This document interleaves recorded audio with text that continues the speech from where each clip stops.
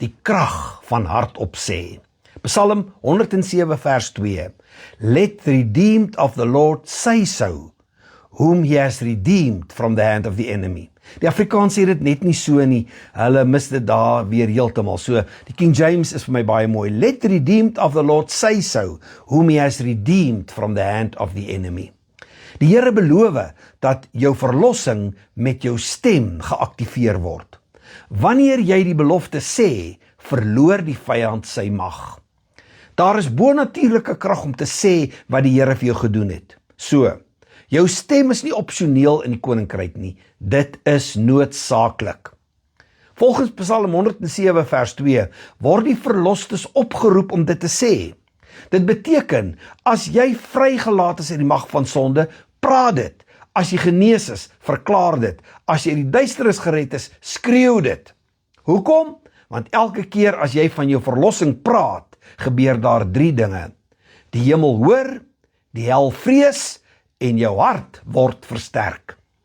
Baie gelowiges glo maar so in die stilte, maar dwing nooit mondelings af wat Christus reeds gewen het nie.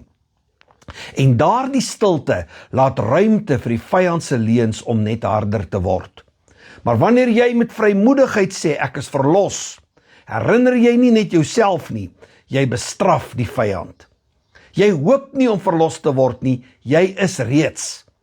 En om dit te sê, aktiveer die oorwinning waarvoor Jesus reeds betaal het.